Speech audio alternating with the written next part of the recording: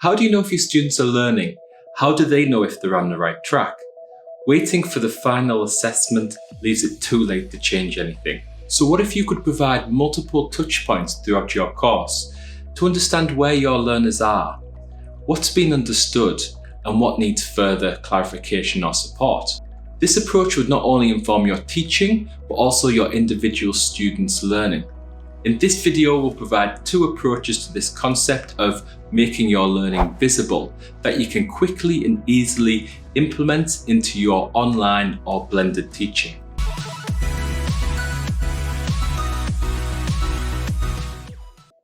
Hi, my name's Chris and we are Blade, dedicated to keeping educators at the cutting edge of blended learning and digital education, by providing tools, tips, and techniques to support the development of learning experiences.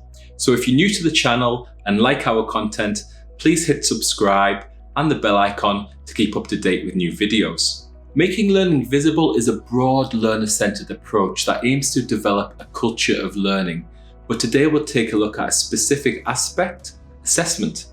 In particular, how we can identify opportunities to get insight into students' current understanding or existing knowledge in a low-stakes, non-threatening way to inform you if extra support is needed. And also on the flip side, requires students to think and reflect on what they know and maybe identify a gap for themselves that they can go and address. So there's many strategies for making learning visible in assessment, also known as formative assessment or assessment for learning.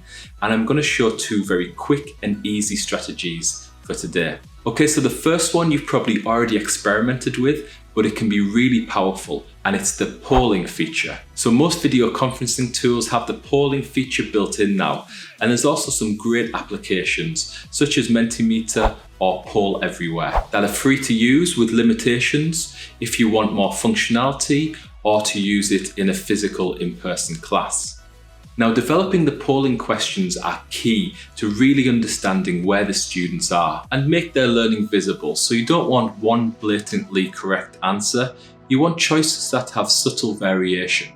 The one best option question or a diagnostic question can work quite well. So for example, in the health professions, you could have a patient presentation and then a poll to ask, what do you think the diagnosis is? Or what do you think the next test could be?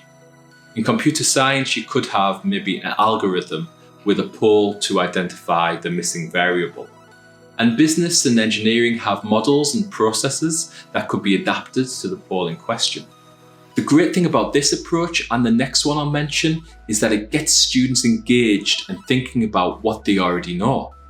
And it gives you an indicator of where your learners are. But the really powerful thing is that it can provide a platform for further, deeper learning strategies. So on the back of a poll, you can ask follow-up questions. So why did the group go for that answer? What was your thought process? What made you think that that was the correct answer?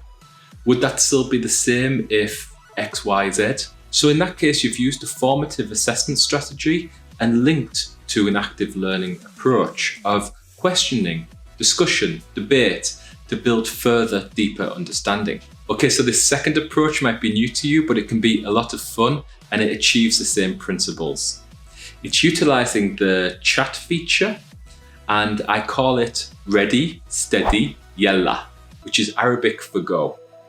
So it goes like this: you ask a question, either with or without optional answers, but you might want to put it on a slide for clarity.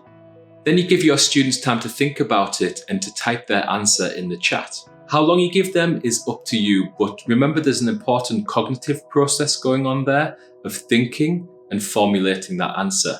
But usually 3 to 4 minutes is fine. But the key part in this process is that while the students can think and type their answer, they can't press send on the chat until you say ready, steady, yalla.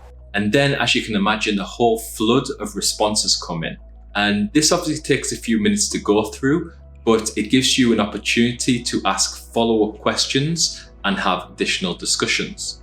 So this one will obviously show the student's name next to the response, which gives an element of accountability to the students, which is a good thing. Again, this is a low stakes and supportive approach, but it's still education, and that means it shouldn't be easy. Students need to be less passive and take more responsibility for their learning. Okay, so to summarize, we've looked at making learning more visible by using polling and ready, steady, yella technique, both with an aim to provide insights to our teaching and to our learners about where they are and where more support might be needed. So how do you make learning visible in your setting? Let us know in the comments below. If you got value from this video, please hit like and subscribe if you want to see more content.